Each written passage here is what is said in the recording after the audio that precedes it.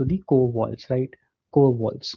Now, if the load here is wind, so generally you'll have a facade extending from floor to floor or column to column. So in this case, I would assume that the facade extends from slab to slab, that is vertical in nature. So every time you have a wind, the load gets dumped at the slab level, right? And at each slab level, you have a RCC slab coming in that can take the force in compression to the core walls. Okay, so that is the load path. So load gets dumped on the facade dumps it over to the slab levels. Slab undergoes in compression that transfers the load to the shear walls. Shear wall takes the load in flexure and shear and transfers it to the soil in form of a couple. Okay, now this can be direct, either resisted by the bearing action of the soil, so you'll see a higher compression in this zone and a tension in this zone, right? So the red arrow shows you the compression in this pile and the green arrow would show you tension in this pile. If you didn't have any piles, so you'll still start seeing a higher compressive load in this zone or higher compressive stress in soil in this zone, and lesser compressive uh, stresses of soil in this zone. Note that soil cannot take tension. Okay, so if you have piles can take tension, but if you have foundations directly, open foundations directly resting on the soil, then you will see an uplift action of the foundation here. That is, the soil, the contact of the foundation with the soil is lost and the remaining area starts taking a higher load. That means that the whatever contact is lost, the force or the resistance of soil from that zone gets redistributed to the remaining part of the foundation, and you will start seeing a higher built-up of bearing pressures in this particular zone in case of open foundations. If it's a pile foundation, then piles can take some tension, so you can see a moment couple form. Okay, now this is your lateral load path: facade to slabs, slab to core walls to your couple, and then it moves to soil. Apart from that, say if you have soil, or this is a basement level, for example, so you'll have soil pressure acting on this. If you have a water table, that will also act on this basement wall. If you have a vehicle or soil surcharge, generally people do not assume any soil surcharge, but always consider a live load surcharge on this zone, because you'll always have cranes or equipments moving in that are going to provide surcharge values to your basement walls, so which might not have been accounted during the design phase, and that might lead to failure of these basement walls. Okay, now one more thing is, like, say you have different levels of soils on the two sides of the building, right? So if this is equal and this is equal, obviously this force will be taken into the compression. This diaphragm will act in compression and the force gets transferred to this. It gets nullified if both are equal, right? If both are not equal, then the difference of the two gets absorbed. It has to be absorbed by this shear wall action. Okay, so that is how the lateral load path is going to be. Practical tip: do not make a large model and then start resolving errors, right? Often you'll see that, okay, you will not manually load take down the values at the start of the model, but when, say for example, in generally in a very high buildings, you have made some 13, 14 or 20 stories of the building, and then you start taking down the loads and it becomes very difficult to match. Okay, so if you have a repetitive layout of stories, so it's better to divide the model in some stories and then do the manual load takedown, so you get some sense of how your model is behaving in terms of gravity action as well as lateral action. Okay, so always do that. If your model grows very big and you start seeing errors, generally you will not be able to find errors. Okay, if you have lesser experience, generally people with very high experience do know where mistakes can be, and it's easier for them to detect.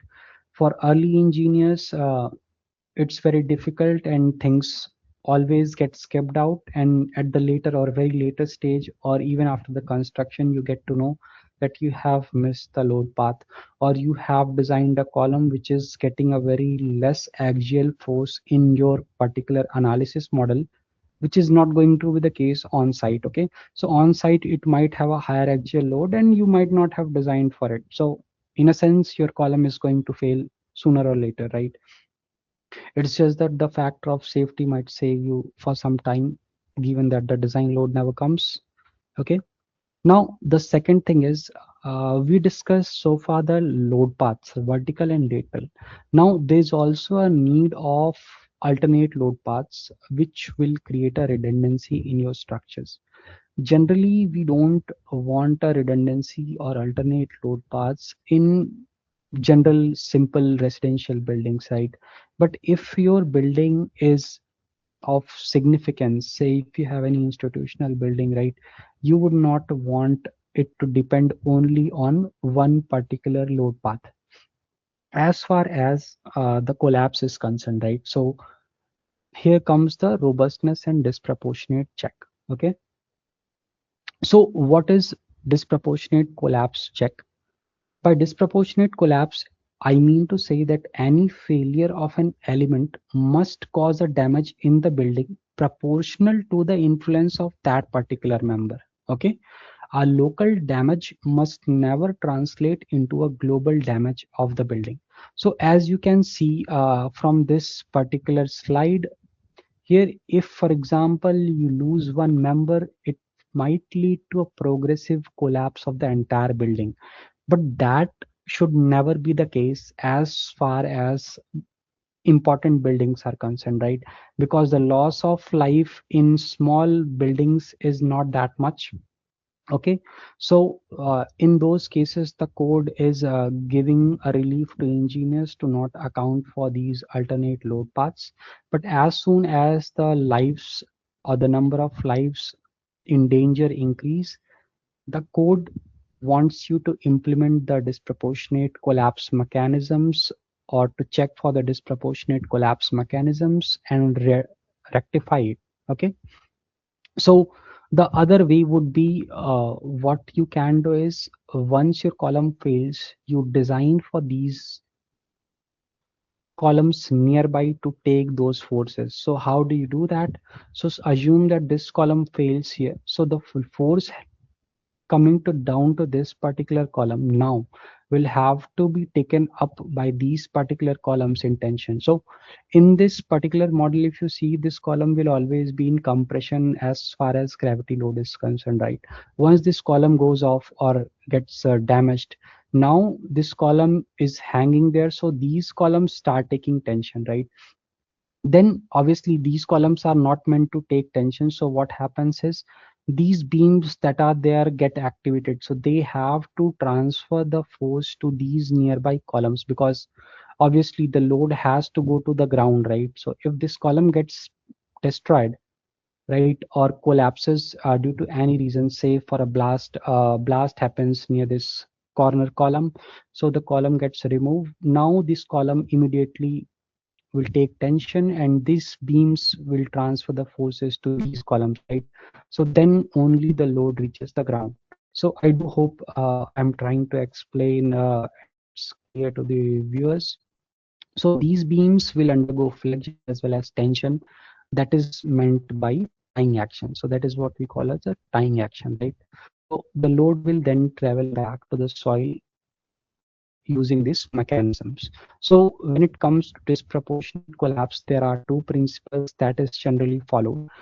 It is generally not covered for simple buildings, but yes, as an engineer, we must know that there are philosophies that cater to things that you might expect for buildings or important buildings, say for example, hospital buildings, right? Now, obviously, the key principles are continuity, provide physical continuity so that elements work together. Robustness ensures sufficient strength and ductility to resist abnormal events. Redundancy is what we mean by alternate load paths, and integrity, right? Limit the extent of damage and maintain overall stability. Typical provisions to achieve this are obviously the tying action. So you'll have to design these beams for tying forces. And then obviously your reinforcement should continue.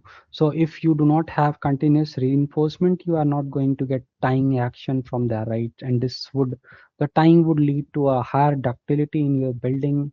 Okay. Now moving on to the new slide or next slide. Okay, so the code provides the criteria as to which buildings you have to design for disproportionate collapse and for which you don't have to, right?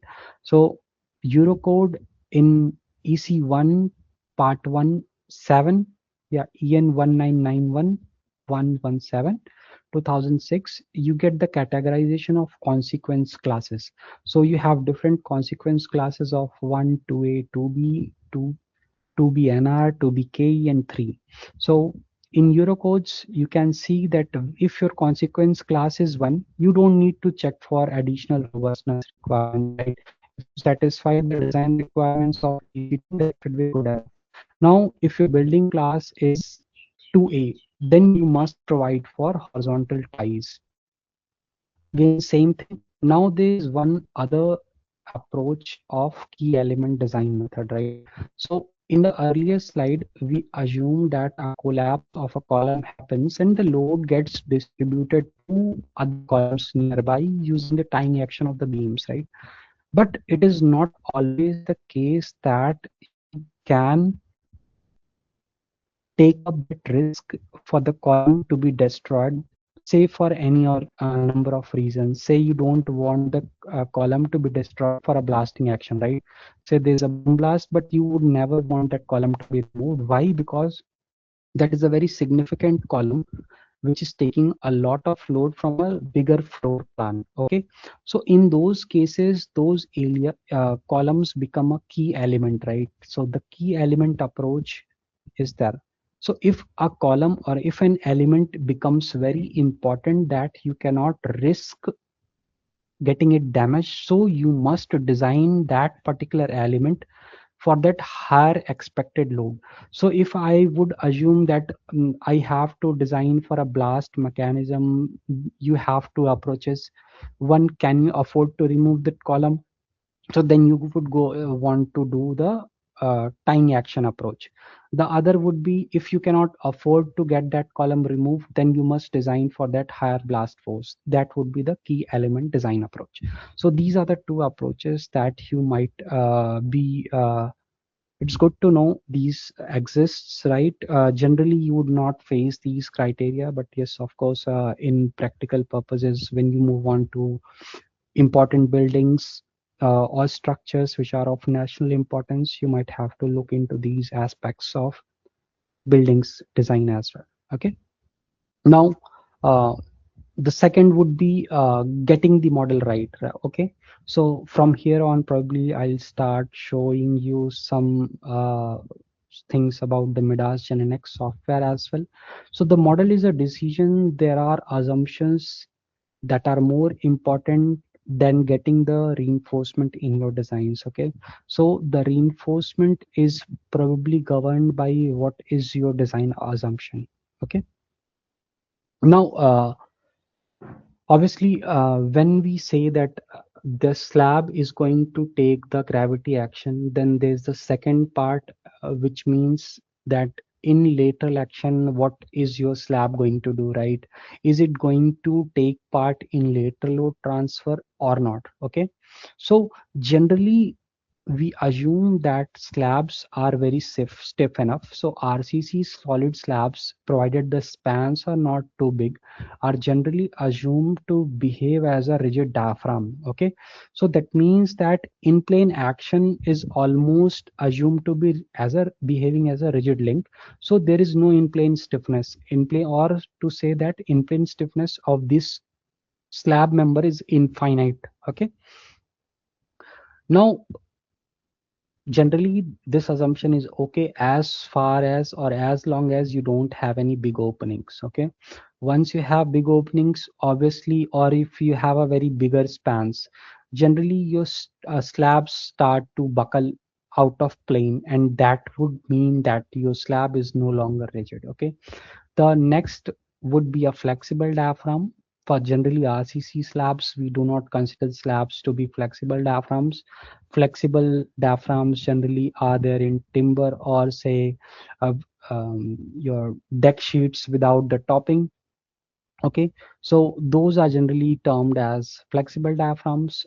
The most appropriate is a semi-rigid diaphragm assumption. Okay, so that is the one that captures the in-plane stiffness of the slab and accurately, or I would say more accurately or more precisely captures the force transfer of these slabs to the core walls. Okay, so the other thing is, if your slab is inclined, for example, then it is might be connected to two vertical elements of different heights. Okay, so if you have assumed that the slab is of semi-rigid diaphragm, so that means that this column is going to be less stiffer because this is of a higher height. Okay, so if I would just take a snip of it, so let me just take a snip of it. Okay, just a minute.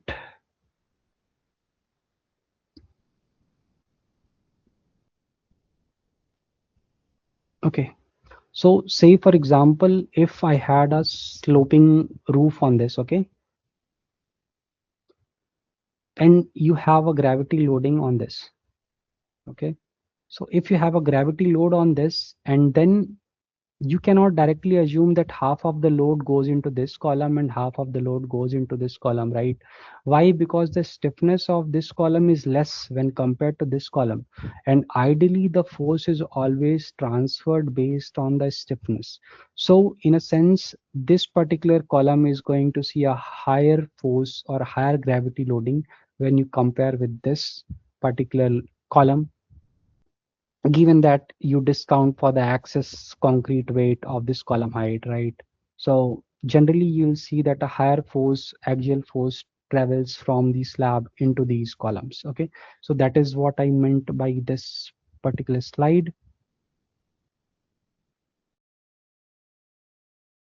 So probably I'll move back.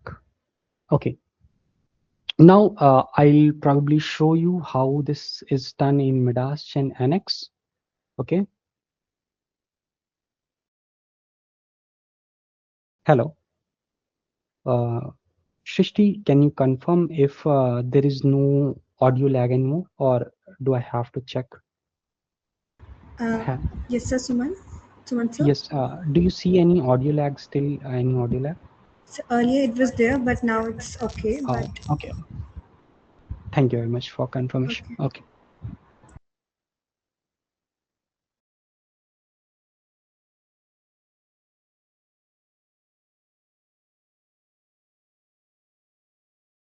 So this is a particular building. Okay. Here I have modeled the slab elements using plates.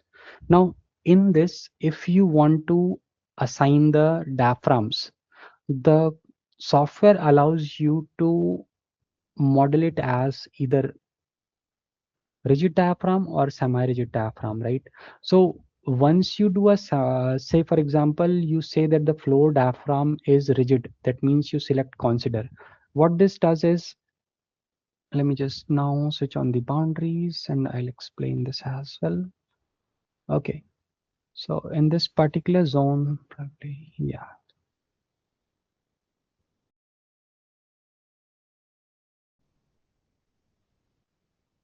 Okay, so all the nodes that are there on this particular slab are connected with the rigid link. Okay, so that means that whatever lateral force is transferred on this slab directly goes on to this point, and from here each of the vertical elements connected to it derive the lateral force based on their stiffness. Say for example,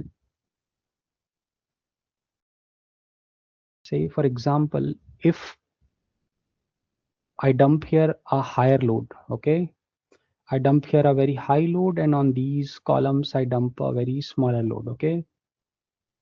And I assume that my diaphragm is rigid, okay? and I would assume that my diaphragm is rigid. That means all these lateral loads get dumped at this particular point. From there on, the software will consider what is the lateral stiffness of each of the vertical elements. Okay, each of the vertical elements will have a lateral stiffness to connected to it. Okay, so each of the vertical elements have the lateral stiffness. Now what is the lateral stiffness percentage in this particular plant? Depending on that, this total force that is got dumped from these localized applications. So in a sense, when you assign a rigid diaphragm, these loads, once you apply them on the structure, directly travel to the stiffness center. Okay, now from this stiffness center, they get redistributed back to the vertical elements based on their stiffnesses. Not that you applied it directly here and this force has to be absorbed or has to be taken up by this column. In rigid diaphragm approach, that never happens. So this load will always get transferred to this. Apart from this, you'll also have a moment. Why? Because you have a triangular loading applied here, so there will be a moment also implemented on this. So you'll start seeing that this column will take a load from this particular point based on its stiffness, and some value will be absorbed. Now I can say that these four columns, because their height is same but their dimension is same, generally might offer a same lateral stiffness, right? So they might get the same lateral forces apart from the moment, of course, right? Because you have a moment, when moments get distributed, you might see some different forces in the other direction as well. Okay, but not that you applied a very higher force in this column will see a higher force. Generally all these column stiffnesses are equal when you connect them with this point, and based on this stiffness they will extract the load from this stiffness center. Okay, so that is the logic behind how the software will work in FEM analysis. Okay, when you assume it the diaphragm as a rigid diaphragm approach. Okay, now that in this particular assumption, so in this particular assumption, what would happen is you would never see this slab taking any compression or tension. Okay, so this, for example, if I extract out this zone of the slab, so you will not see any in-plane forces. Ideally you applied a load on this point, so this slab must see any compression, right? But if you have assigned a rigid diaphragm, this slab will never see any axial or in-plane forces. Why? Because the force got up to this point via rigid link and directly got transferred back to the columns based on the stiffnesses. So you will not see any in-plane forces in these slabs. Okay. Now, there are two considerations. Okay. So one would be, how do you design the slab then? Okay. So yes, if the slab spans are not that big and if the slab is solid with no significant openings anywhere, idealization of a solid slab is good enough. So that means that you are not going to design the slab for any in-plane action, right? But that will not be the case always. We'll also cover that particular part as well. Okay. So yeah. So when you design this particular slab, what you'll do is you'll design this slab to take out of plane action. That is, this slab will bend out of plane, right? So that is, so the rigid diaphragm or the diaphragm means in plane action. Okay, so in plane action is not there, you will not see any forces in the slab in plane, but out of plane you have applied the gravity loads, right? So your slab will get designed for out of plane action, but for in plane action your slab is not going to be designed because slab will not see any in plane forces.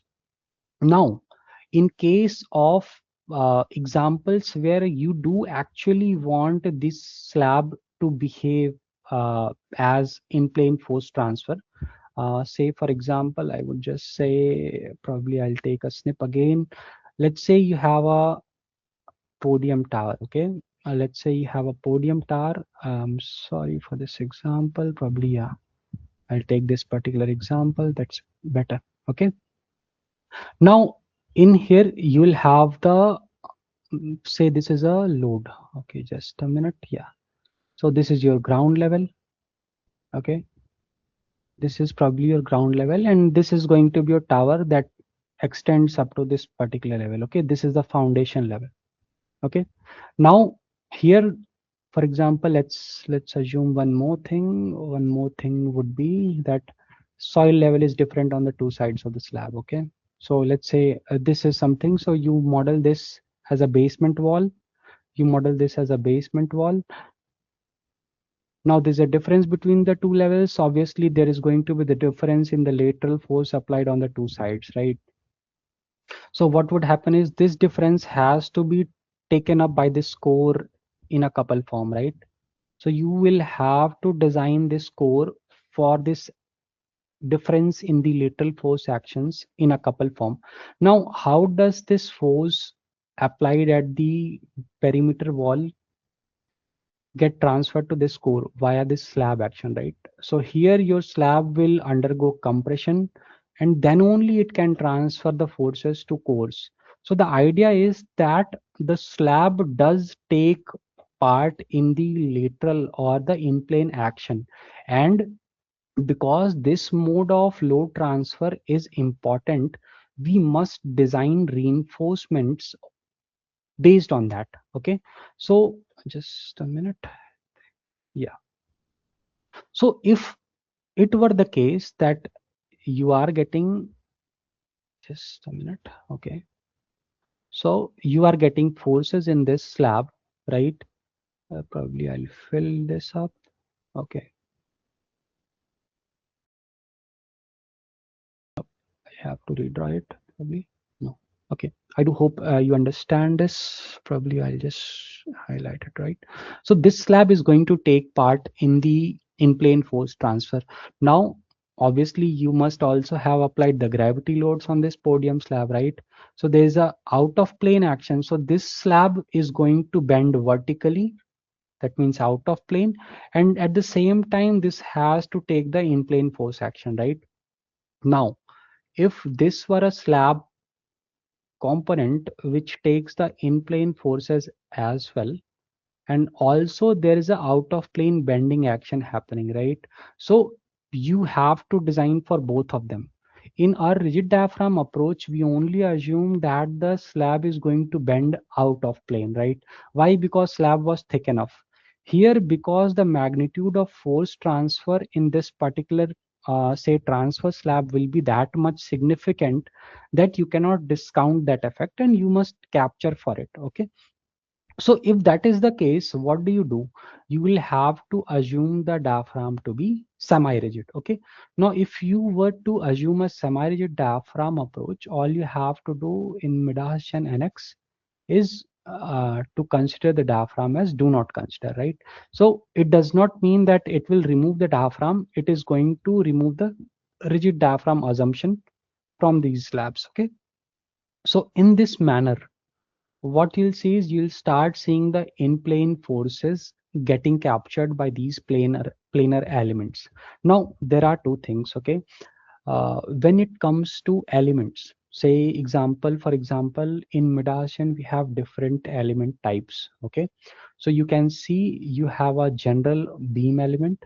Okay, then the beam element can be a compression type and a tension type, right? And then you have a truss element which can take both compression and tension. So these are all line elements, right? Beam element, generally that is used for beams and columns. Then you can choose whether it's a brace. So if it's a brace, it always say X brace, for example in steel. So then it becomes tension only. Say if you want to design some bracing for compression only, you can do that. If you want to take both tension and compression, then you can assume truss element, or in general all the elements of trusses are truss elements, so you can think of it like that. Okay, now apart from that, these are 1D elements. Now from for 2D elements you have plate element, right? So you have plate element that will capture your in plane stresses as well as out of plane stresses along with the shear stresses, right? There are other elements as well, plane stress element, which is your diaphragm element. Okay, and then you'll have a plane strain element, which is generally used for a very long members. Say for example dams, where you don't design all those cross sections, you just take a section cut and design that section cut. So in these cases, that particular section cut would become a plane strain element. Okay, then you can also model a solid element. Say for example, I think in the load part diagram I showed you the pile caps, right? You had piles and above that you have pile caps, right? Now if your pile caps are thick enough, they are going to transfer the load generally by strut and tie method. Otherwise, if you design those members using flexural method, you are going to get a very high reinforcement. And if you want to save reinforcement, you go for strut and tie method. Okay, so once you go for a strut and tie method, then the basic assumption is that you have to trace down the forces, or the say thicker slab part becomes or behaves as a strut and tie. Now to trace those strut and ties, you can model that particular slab and apply the point loads of column and see for yourself what is going to be the stresses travel path. Okay, so that you can accurately identify which is your strut and which is your tie members. Okay, and based on those stresses you can design for the reinforcement. The software will of course not design the reinforcement for you. In case of solid elements, the software is capable of providing you the reinforcement for beams, columns, slabs, plates, all. Okay, but not the solid elements. Okay, now the other element is wall element. Wall element just is a 2D element which directly designs the wall based on the selected code standard. Okay, so these are the different elements I wanted to show you. Now the other thing is, if I directly go to domain, okay, so there are other things as well that I wanted to show. For example, here, these are the slabs. These slabs get divided into subdomain. You probably I'll show you by clicking on this. Okay, so I'll probably show you this one. Okay,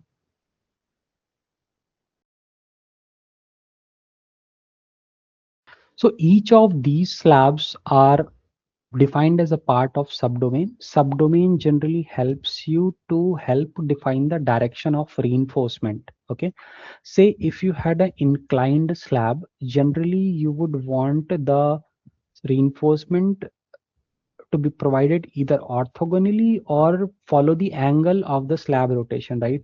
So in case you wanted to rotate the reinforcement in this slab, you can input the angle of rotation of the reinforcement here, and based on this angle the software will provide the reinforcement in your slabs. Okay, and you will also get your wood and armor moments based on this particular angle that you input in subdomain definition. Okay, so when you define the subdomain definitions, you get the following four methods of rebar design. Okay, in this. So one is the slab element. By slab element, I would say is this slab element only accounts for the out of plane moments. Okay, and the torsional moments, of course, which is then captured by the wood armor moment. Okay, so once you define it as a slab element, you might see the in-plane forces, but it will not consider those in-plane forces for the design of reinforcement. Okay, so to accurately design or provide reinforcement for those in-plane stresses, you must use the shell design feature. Okay, and this is not just for this particular software. This is a general knowledge applicable to most of the softwares out there. Okay, so generally, when you perform a slab design, and if it's just a plate element design, it only accounts for your out of plane moments. Okay, slabs generally are designed for out of plane moments. As soon as you would want to capture the in plane forces, you will have to use the shell design feature to design for those in plane reinforcements. Okay, now the shell design would capture most of the modes that are there, or most of the stresses that are there present in this particular 2D element. That will be your out of plane moments, your out of plane shears. You will have then in plane stresses, be it tensile, compressive nature, and then you will have of course when you designed with the slab option, you didn't capture the out of plane shear as well, right? So the shear always gets discounted in your normal slab design approach. You only design for the reinforcement for bending action, and that is to out of plane bending action. So when you assume that the slab is now a shell design, or you followed a shell design approach, only in this particular case you are saying to the software to design for those in plane stresses along with the out of plane shears, along with the out of plane bending action as well. So whatever you were getting in slab, you are getting in shell, and to add to it, you also capture for the in plane forces as well as out of plane shear as well. Okay, so that is the difference between slab design and shell design. I hope the viewers or the audience is clear about this particular element. Okay, and this is one of the basic things that you don't get to know during your early design career. Okay, so it is one of the important things that I thought I would share with you. So yeah, coming back to the slide. So this is what I wanted to cover in this particular slide. Okay.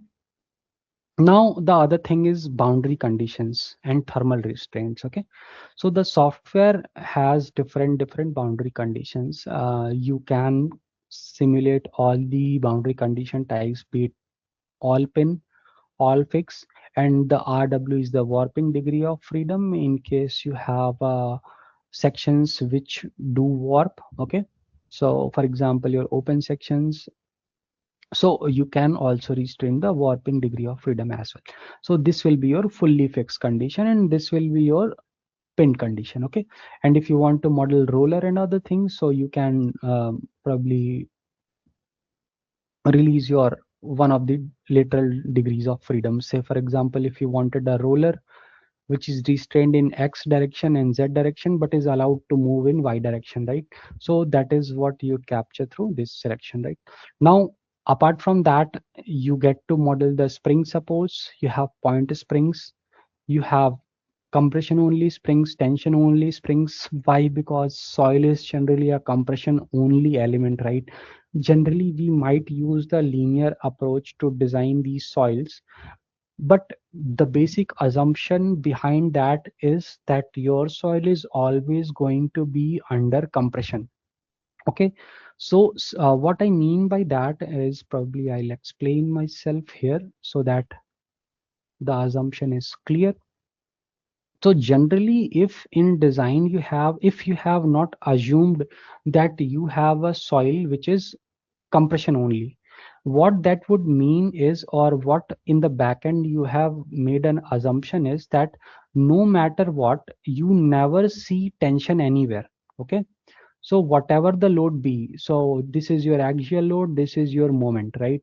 Now here you will see compression, and here you must see tension, right, generally.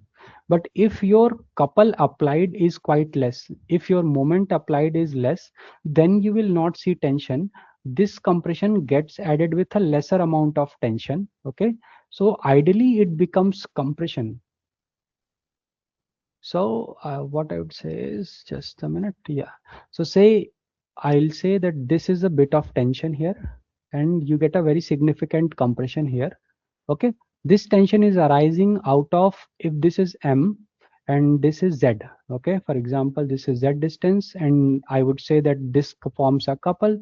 So P by Z. Okay, so just a minute, probably I'll inform us. Okay, so this C and T would depend on M by Z, right? So M by Z will give you the axial forces. Okay, so let's say P. So this axial force will come, this tension is going to come depending on how much moment you have. So if you have a lesser moment, you will see lesser tension. So in a sense, you'll always have compression. Why? Because if say you have a compression of 100 units and if you have tension of 10 units, so ideally you will have a netted amount of 90 units of compression. So when you didn't assume that your soil is tension, sorry, compression only, what you meant by to say is that you are not going to see tension in any case. Okay, ideally what you should be seeing is, if you modeled the software or if you modeled the tension only soil, you must check the bearing pressure in your foundations. If you see tension anywhere, that means the soil is seeing tension and it cannot provide tension.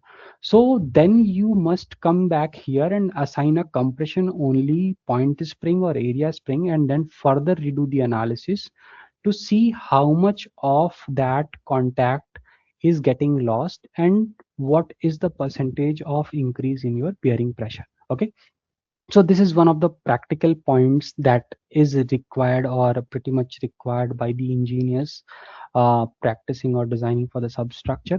But we do have a session on substructure, so probably we'll cover that in these topics in that as well. Okay, so now coming back, you have different types of supports that you get to define. You also have diaphragm disconnect option. Say for example, if you have a big slabs but some part of it, or say you have a bigger atrium opening here there is a core element, so this is ideally not a opening. Okay, so you cannot say that the slab is not connected with a diaphragm. Why? Because everywhere you have a core wall connection. If I remove the slab in this particular zone, then probably this slab will no longer behave as a rigid diaphragm, if the assumption is that the entire diaphragm is rigid and somehow I create a opening here, big opening here. Okay, so now this zone particularly will not behave as a part of rigid diaphragm. In that case, what I must do is I must select these nodes, especially the column nodes and the beam nodes. Okay, why? Because they are going to get the forces from the stiffness center based on the rigid diaphragm approach. So but that will not be the case.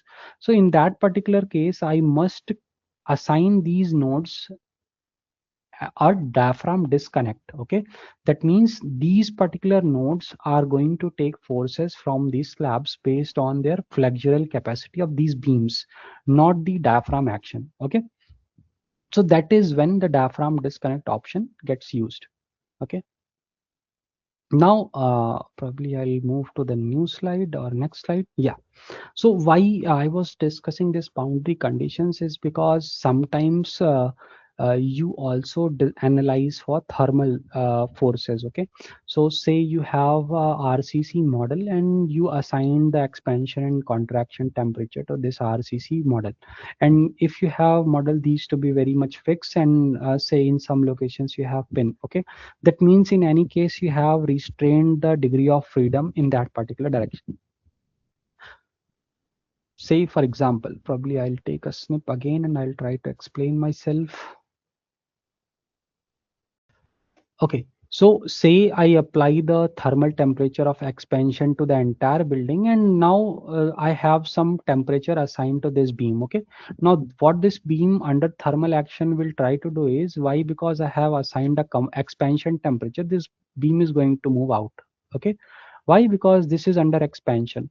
Now the column is very short here. Okay, and it is fixed at bottom as well. So this column is going to offer a very huge stiffness to this particular beam. That means that you are going to see a very high axial force in this particular beam, which is going to show up like this on this particular beam. And at the same time, you are going to see very high shear in this column.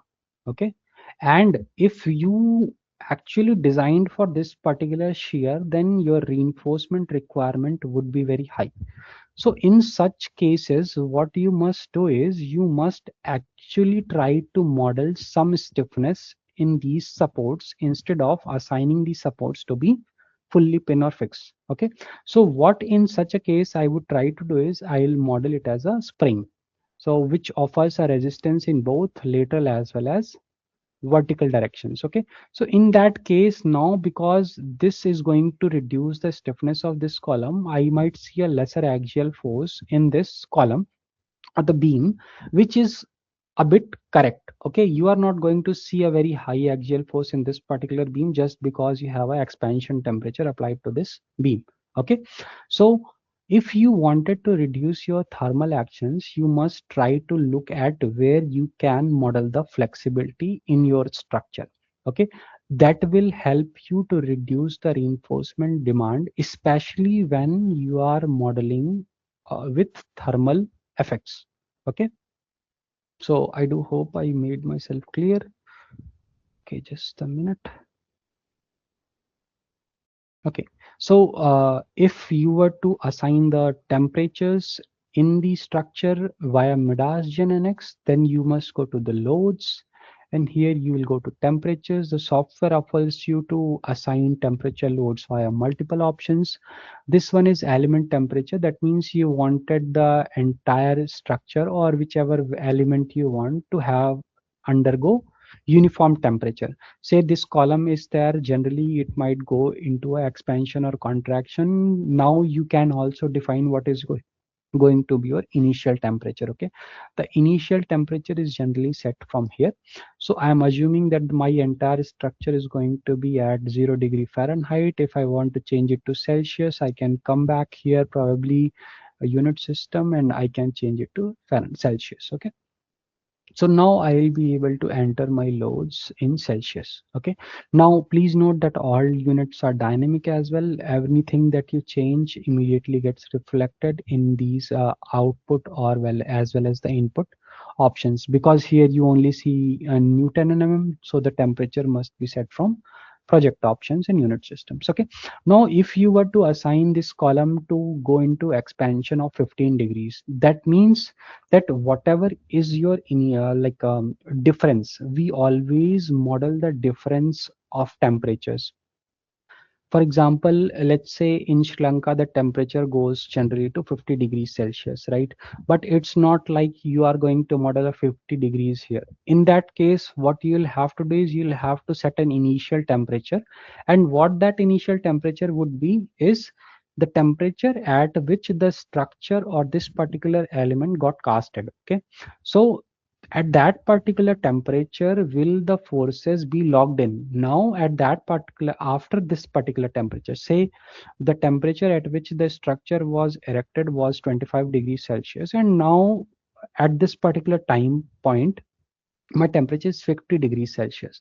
So the temperature difference that my this particular member is going to see is going to be 50 minus 25 is 25 degrees Celsius. So I'll always input the difference of temperature in these elements when I intend to get the temperature effect. Okay. Now you can also model the temperature gradient effect if you have very thick elements, say in piled rafts, right? Generally for substructure you would not use a temperature. So say for example, if you are modeling any roof and you are going to get very high thermal effects on the roof, generally your temperature on the upper side of the roof and the soffit level of the roof is very much different. Okay. So in such cases, you might get the thermal gradient at that means the difference in temperature at top and bottom. So you can define the temperatures in those using this temperature gradient option. Okay. And then similarly, there are other temperature options that you can look for. I hope the attendees are going to get the trial version. So I would suggest you to practice on these. And yes, if you have any queries, you can always get back to us. Okay. So that covers this particular slide of mine where I wanted to highlight that the temperature, when you apply the temperature, it is very much pertinent that you must not design for those very higher forces. You must try to make a judgment on what force is realistic via modeling the springs instead of pin and fix. Okay. So yeah, I think this is the one, and of course, okay, let's move on to the next slide. Okay, so generally as a structural engineer, we tend to use the spring stiffness as allowable bearing capacity divided by allowable deflection, right? That's the general procedure which people use unless they are getting the inputs directly from a geotechnical team. Okay. Now, this approach is not always right. Say, for example, you are a structural firm and you get your inputs directly from a geotechnical team. Okay, so the first point of contact would be that the structural team is going to send their reactions to the geotechnical team. Okay, so for example, if for a building I wanted the spring capacities, right, spring stiffnesses, I would send my reactions. I'll model a pinned or fixed supports to those columns, and then I'll send my reactions. I'll extract my reactions. Eurocode has set A, set B, and set C, right? So I would send my set C reactions to the geotechnical team, and then they would use those reactions to determine what is going to be their soil bearing capacities based on the assumptions of allowable settlement and the soil data. Okay, now the second step would be that geotechnical team gives you the stiffness properties, right? That okay, based on the reactions that you have provided, the geotechnical team has determined that this is going to be the reaction spring stiffnesses. Okay, so you come back, you apply those spring stiffnesses in your structural model. Okay, so here generally the structural engineer works is structural engineer's work is done. That is what as a structural engineer we would assume, right? But here's the catch. You gave the load to geotechnical team used that particular load to determine that stiffness. When you brought in back in those stiffnesses in your model, if the loads now you see after you have applied springs differ from what you have sent to the geotechnical team based on your fix and pins, that means that the results are going to be different. Again, then you must send your reactions to your geotechnical team and say that okay, my reactions earlier and now are now different. So the geotechnical team must verify that they will take back your particular loads now. Instead of stiffnesses, you always send reactions to geotechnical team. So geotechnical team will take your reactions now. They'll again run the analysis and then say that okay, we are getting these reactions. Are these reactions matching your reactions? If the reactions match, at that particular point of time your iteration stops. Okay, so rest all is assumption, and we as a structural engineers generally do not follow the second iteration. That is, we reconfirm with our geotechnical team that these are my reactions with the springs. Are you also getting these reactions? Okay, so that is when I would like to highlight that the structural engineers must focus on to carry out the second step of the iteration as well. Okay, so that is what the iterative SSI negotiation is. Okay, I hope I made myself clear. Now the fourth point is pattern loading. So generally in our normal building cases, what we do is we assign the live load, and now pattern loading is only applicable to variable action. These are not for permanent actions of dead load and STL, because those don't move. Only the variable actions or the live load effects can be done via patterning action. Okay, now the code EC2 has provided some of the guidance as to what your patterning is going to be. Okay, and there's a document by Concrete Center also that shows you in this particular graphic that what your pattern loading is going to be in order to maximize the reactions in your particular span as well as column. Okay, so for maximum sagging moments you must load your alternate spans. For maximum hogging moments you must load your adjacent spans, right? So in this particular case you are going to get maximum hogging moments, and this particular case you are going to get maximum sagging effects. Okay, now you must do the pattern load design using the ULS criteria, or in set B cases, you must always use the pattern load conditions. Okay. Now, in SLS checks, do we perform the pattern loading or not? Is generally the criteria is given by the Eurocode, and then the Eurocode has stated or referred the national annexures to adopt the different approaches. So Sri Lankan national annexure has also assumed the assumptions from UK national annexure, I think. Okay, so it says that for slabs which have one-way spanning and exceed the bay area of 30 meters square, or in zones where the permanent load does not exceed the, sorry, the variable load does not exceed the permanent load by 25%. Okay. Say, or the permanent, sorry, the variable load is not one higher than 1.25 times of your permanent loads. Okay. In those cases, you can assume that you need not perform the pattern loading for the SLS checks. Otherwise, you will also have to account for pattern loading in your SLS checks as well. Okay. So that is the only exemption that the Sri Lankan National Exchequer provides, to omit the pattern loading from the SLS checks. However, we do have to implement the pattern loading for our ULS checks. Okay. Now, one more thing is linear analysis and nonlinear combination of cases. Okay. So in that case, I like to highlight one more thing. This is the GenNX software, right?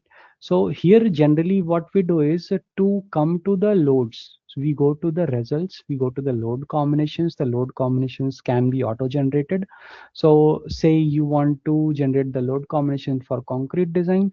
So I'll come back here. I have already generated. So I'll just show you the process. So this is Eurocode 2, and then we have added a different number of annexures. The Sri Lankan national exchequer is most similar to UK national exchequer, but yes, we do have the options to change these parameters depending on your national exchequers. If you feel that some of the parameters differ from your UK national exchequer, then you can edit them here directly to satisfy your particular national annexure. Okay, so now you have the factors where you can define the live load Xi0, Xi1, Xi2. These get utilized in making the combinations for you. Okay. Once this is okay, then the load combinations would get automatically created, right? So these account for your Xi0, Xi1, Xi2 factors. Okay. Okay. So just a minute. Yeah. Okay. So the load combinations get formed. Assuming that everything is linear, you can apply a linear superposition problem. Okay. Now, since I have also said that in case you get tension in your foundations, you must model the nonlinear springs or compression only springs, right? Now, as soon as you model the compression springs, as soon as you model the compression springs, I'll also show how you can model the compression springs. So we'll go to surface springs. Here you get the option of linear compression only area springs, right? So that is where you enter generally the values. So modulus of subgrade reactions as whatever the value you get from geotechnical team, or say your bearing capacity is 250 and allowable settlement is 2.5 centimeters. So 250 divided by 0.25 is the general assumption that is carried out by most of the engineers, right? So, but that is not the correct approach. So say you have modeled the nonlinear or compression only springs. In that particular case, if you do the linear combination, okay. So if you do this linear combination, which directly adds up the results.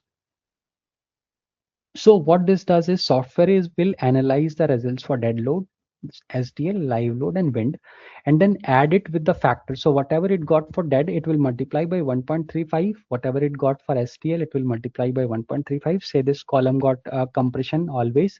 So 1.35 times of dead plus 1.35 times of STL. So it will not actually analyze this entire load combination. It will analyze for each of these cases separately and then add it up using linear superposition, right? So that is what we mean by linear superposition, as long as we are in a linear range, right? Once we said that the soil now is non-linear or compression only, this assumption of linear superposition is not correct. Okay. In that particular case, and why I am telling you this is because most of the engineers are making this mistake, or not most, or in the early careers, the engineers are making this mistake that they assign a non-linear support and they look at the linear combinations. So in such cases, what you must do is you must go to your loads, use your linear combinations to you must use your linear combinations to create the non-linear cases, okay, or linear cases from combinations. Now what this will do is it will convert the entire combination into a single case. Now why this matters, okay, so why this matters is, let's say I'll take an example. For example, probably I'll just take this example here, okay. Now let's say I'll take an example of a soil spring, okay. So this is my force curve and this is my deformation curve. Say this is my deformation and this is my force curve. As long as the force increases, my deformation is increasing, but because the soil is non-linear and sorry, it changed. So just a minute, okay, yeah. So after some time, once the capacity has been reached, now if you increase the force, you'll see a very higher deflection here. That means the soil has failed, right? So this is the force deformation curve for a soil, and let's say this is in a compression range. So what now happens if you designed it as a linear combination or you used a linear combination, okay. So let's say you took a dead load. I'll again model this and I'll probably say this is the curve, this is the curve. I'll model three curves, let's say, or two curves basically, okay. So let's say I have a dead load.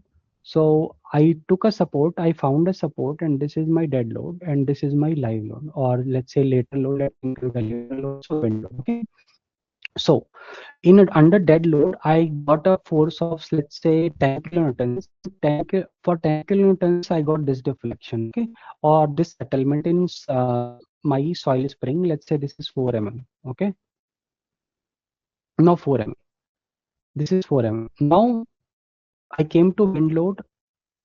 What this did is the software analyzed for wind load separately and determined that this is going to be my force level and this is going to be the deformation against that, so 1 mm, okay.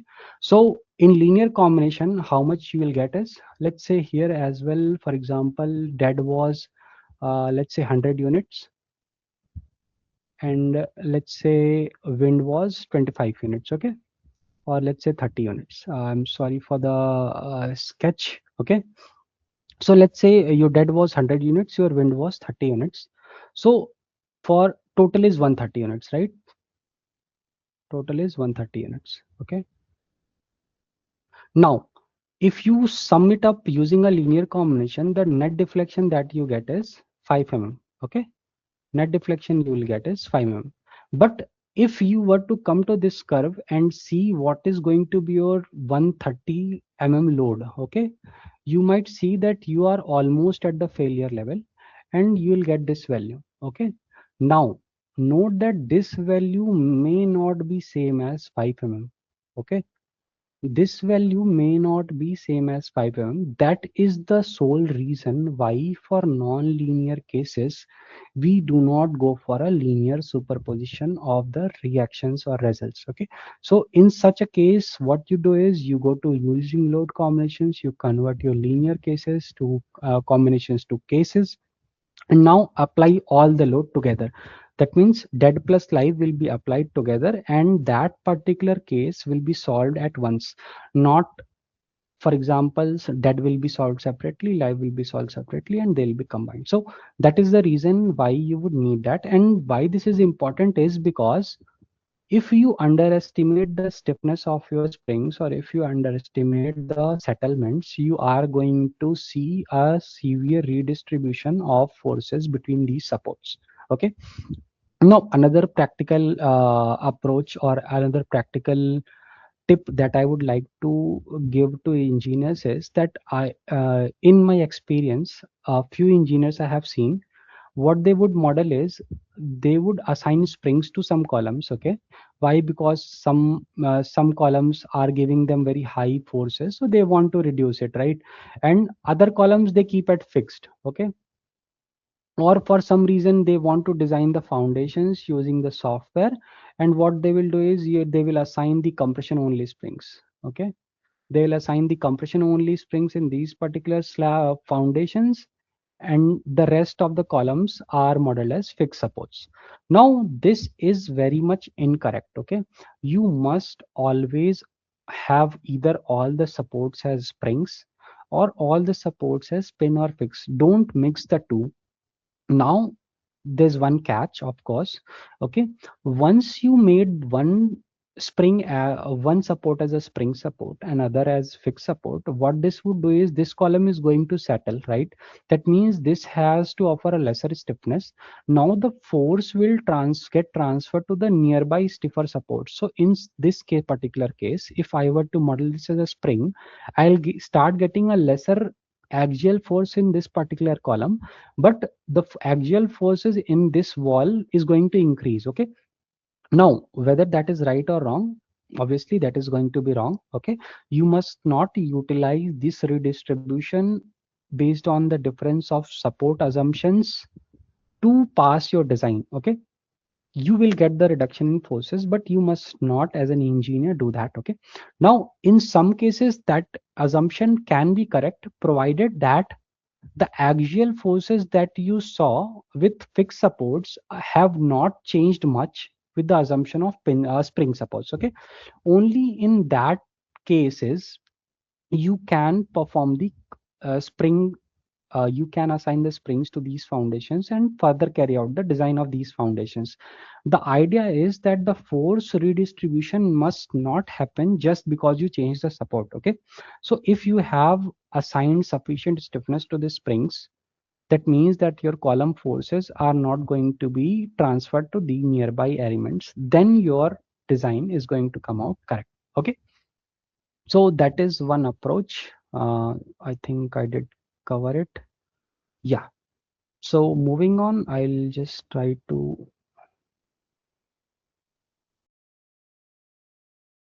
yeah, okay. So for RCC buildings, yes, of course, imperfection and sway needs to be determined. You must check for overturning, and then, of course, you must check for story checks, drift checks, stiffness irregularity checks, torsional irregularity checks. Okay. Generally, for wind loads, EC2 has a clause that determines or that says that you must first of all check using the sway or non-sway condition whether you have to consider second order effects or not. Okay, so probably I'll show you the clause that I have here. Okay, so the Eurocode 2 in clause 5.8.3.3 states that if you have your vertical forces lesser than these, then you need not consider the second order effects in your design. Now, K1 is the factor that comes from national exer, NS is the number of stories, L is the height of the building, E CD is the design section modulus of elasticity of concrete, and IC is the section moment of area. Now, here some things are known. FVD generally comes out from your design load combinations, which is generally 1.35 GK plus 1.5 QK as per the Eurocode, right? So whichever of those design codes gives you the highest vertical loads would be FVED. Now, apart from that, you will have to determine K1, which comes from here. NS is the number of stories, so you know these two. Then L is going to be the length of the building or the height of the total height of the building, that you also know. Okay, so say if I were to implement this particular clause in this building, so I do know the number of stories is 1, 2, 3, and 4. So 4 number of stories, I would ignore this smaller part, but I do know that entire height of the building. Okay, so that leaves me with 4 sorry point, just a minute, NS is 4, 1.6, K1 is 0.31, L1 is the total height of the building that I do know. Then I do know the grade of concrete, which will lead me to the estimation of modulus of elasticity of concrete, which is also given in the Eurocode. Okay. Now the only parameter that I don't know is IC. How do I determine this IC value? So to determine this IC value, what you can do is, that is basically saying that what is your stiffness or the modulus of elasticity of this particular building when it tends to move or sway laterally. So how can you determine this I value? What you can do is you can take this entire model, assign a point load at the center of mass of this building. Okay, at the center of the mass of the building at the roof. say you assign a unit load of say 100 kilonewton, so you would get what? You would get the deflection at the roof story for 100 kilonewtons. Say you get a 10 deflection, right? So back calculating from a cantilever formula, so generally the cantilever formula is 3I by L square, right? Yes. So K deflection is equals to 3I by L. Sorry, K is equals to 3I by L square, right? So K is equals to 3I by L square, and that leads you to force is equals to K into deflection. So force you have applied as 100 divided by deflection as 10 will leave you to 3I by L square. Equating the two, you can determine the I value. Okay. Now in this particular formula, the only unknown that I had was I value. I know the E value, L, N, S, and K1. So what this leads me to is now I do know the IC value. When I apply the unit load at the roof, I'll get the deflection. Back calculating the IC value, I have this entire formula ready with me. I do know the value. I'll compare this with 1.35 GK plus 1.5 QK, and I can determine whether my global second order effects are going to be important or not, and whether I need to do P delta analysis or not. Okay. So that is how you do the P delta analysis, or you check whether P delta is required or not when you have only the wind load effect. Okay. Now when you will have the seismic load effects as well, you must refer to EC8 clause 4.4.4 4.4.2.2. Okay. That states that you must calculate the interstory drift sensitivity coefficient. That is nothing but total vertical load times the drift, interstory drift of that building. Okay. And this drift is the elastic drift that you get in your model multiplied by the behavior factor. If you have knowledge of Eurocode 8, there we have a behavior factor similar to Indian standards where we have a response reduction factor. European standards suggest the behavior factor Q. Okay, so dr is the elastic drift multiplied by behavior factor.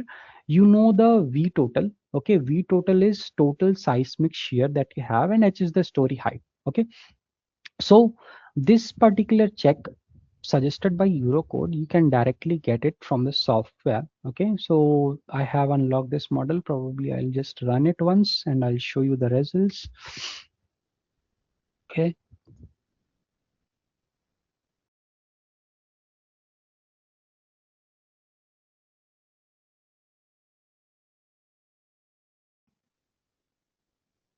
Install. Okay, so the analysis is done. I can go to my results. The software offers you readily a lot of different story level checks. So generally for Eurocode has NTC is Italian code, but these also have adopted the Eurocode. So when you select NTC, basically you are using the Eurocode only. So here you have the stability coefficients. Okay, so the stability coefficient is the same calculation that we have seen in this particular clause. Okay, so P total is the vertical load, V total is your story shears times the drift. Okay, so here I would want to check the drift in EX direction. So stability coefficient under the lateral action of earthquake EX. Okay, now I'll have to select the vertical forces that are applied on the structure during the time of seismic action. Okay, so you know the behavior factor of your building, you know the importance factor, you know the scale factor. Okay, now one more thing to note is what is going to be your vertical load on this building during the time of seismic action. So I would use the total dead load, total STL, and probably zero point 0.3 times of live load. Okay, which is your Xi2 times your variable action. Okay, now you must use this beta value to determine what is going to be the limiting value. So yeah, that comes from here, the formulation. So the stability coefficient is defined as vertical load by modified story drift divided by story force into scale factor into I into story height. Now The stability coefficient is defined as allowable limit of zero point 0.5 by beta into CD or Q. So Q is the behavior factor that we generally get in Eurocode based on the design assumption as to ductility level to which we are going to design the building. So zero point 0.5 times beta times Q. Q, if say I have used a Q value of 1, obviously when you do the design as per Eurocode 8, you will have to get the value of behavior factor from there for the purposes of showing you how this feature works in MIDAS Gen NX. Currently, I'm assuming the behavior factor as 1. The minimum value I think for behavior factor is 1.2 or 1.5. I don't remember the exact values though. Okay, so the minimum behavior factor is higher than 1, but for this particular case, I'll show you or I'll assume the Q factor of 1. Then that leaves me with a factor of beta, so I'll use the beta factor of 5. Okay. So why I am doing this is to get to the allowable limit of zero point 0.1. Okay.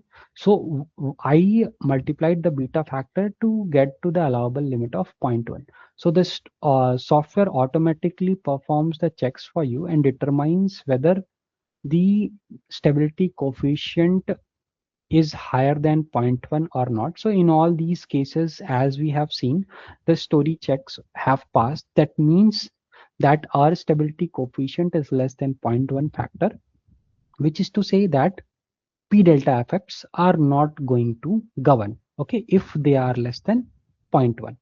Okay, second order effects need not be taken into account if following condition is fulfilled in odd story levels. So we did for EX condition. Now similarly we must also do for stability coefficient in Y direction, for which I'll just change the Y force. So I'll check for the Y force and I'll just check the values. Okay. So in Y direction as well, my allowable limit is zero point 0.1 and everywhere I have a stability coefficient of less than zero point 0.1. That leaves me with no consideration for second order effects. That is to say P delta effect is not needed in this particular building. Okay. So yeah, I think I have covered this slide then. Yeah, then there are other story checks as well. I would highly suggest you to go through these values. Here the software will automatically perform the in-plane regularity check for you, following the Eurocodes as well. Okay, the rotating mass, the translational mass, the calculation of radius and these particular provisions are provided as per the Eurocode. Okay. Now, apart from this, you also get to see, just a minute, stability coefficient torsion, uh, story eccentricity. Yeah. So here you would be able to see what is going to be your stiffness center and what is going to be your center of mass. Generally, these two are needed to be able to reduce the torsion in your building, right?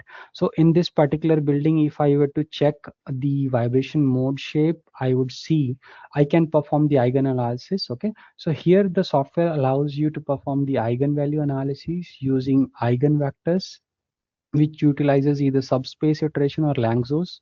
Generally, subspace iteration is performed to reduce or for complex models where you want to reduce the analysis time, and Ritz vectors are needed where you don't want to capture all the modes but the significant modes that are going to influence your response of the building, right? So the software offers you to perform the two options, eigenvalue and Ritz vector both. Okay, if you are designing the steel, the software also has buckling analysis, so you can perform the buckling analysis. For buckling analysis, you must define the uh, vertical loads generally that are required to make the stiffness matrix. Okay, now for nonlinear analysis, the software has geometric nonlinearity and material nonlinear analysis along with the convergence criteria, and then energy based, displacement based, force normal. Okay, so these are the non-linear analyses and the other sorts of analyses that are required. We have heat of hydration analyses. Generally this is needed for mass concreting options, or for example if you are getting a higher thermal forces, and during the concreting procedure you are getting a very high thermal forces, or if you did the analysis using Syria 660 guide, I think that is the one, using the Syria guidelines, you came up with the thermal forces that you are getting for the heat of hydration, and just to resist or arrest that amount of stresses generated due to this heat of hydration, you are getting a very high reinforcement. Okay, now you have two ways: either you provide that high reinforcement to cater to those high stresses developed due to heat of hydration. Okay, other would be to accurately model the heat of hydration analysis based on the grade of concrete, the temperature, ambient temperature, uh, and then the cooling temperature, right? So if you are getting a very high heat of hydration, what you can do is you can pass the cooling pipes from those foundations and thereby reduce the heat in that, right? Or the other way could be you can add the admixtures, or you can cool your concrete to a temperature where you can get a lesser difference between your ambient temperature and the concrete casted core. Okay, so that will all help you to reduce the temperature gradient between the ambient temperature and the concrete core temperature that leads to the stresses. Okay, so that can also be performed. So my idea was, okay, I'll come back to the slide. So we looked at the imperfection factor. Imperfection factor was covered by my colleague in the earlier webinar. So I'd suggest you to have a look at that. And today we covered the different checks as to how you can do the check or determine whether P delta is needed or not for wind load cases and for earthquake load cases as well. Okay. So I'll just take a time to check if I'm not exceeding my provided time limit.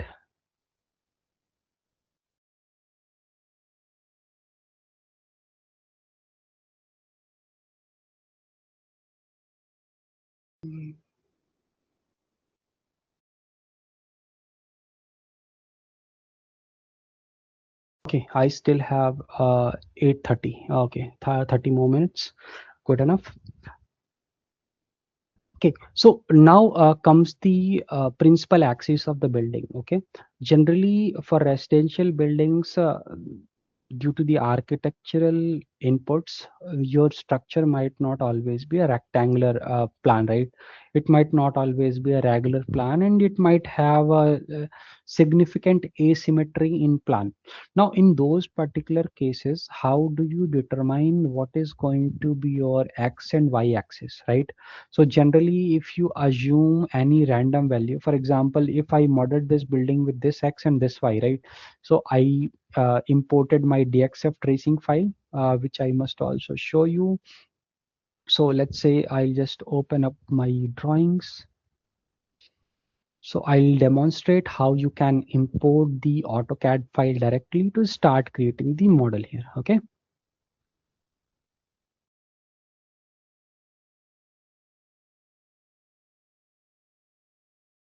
So we'll try, yeah.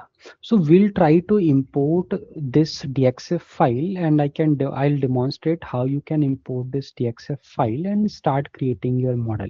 Okay. So for the other part of the presentation, I'm going to stick to this particular model, but to tell you how we can use the DXF tracing feature to easily create the model, I'll just demonstrate how can the DXF file be imported. Okay. So this is the new file window. Here you can see the main menu icon. On the left, I have one tree menu, and on the right side, we have another tree menu. So if in case you are actually using the MIDAS Gen software, so you can check and uncheck the two tree menus from here. Okay.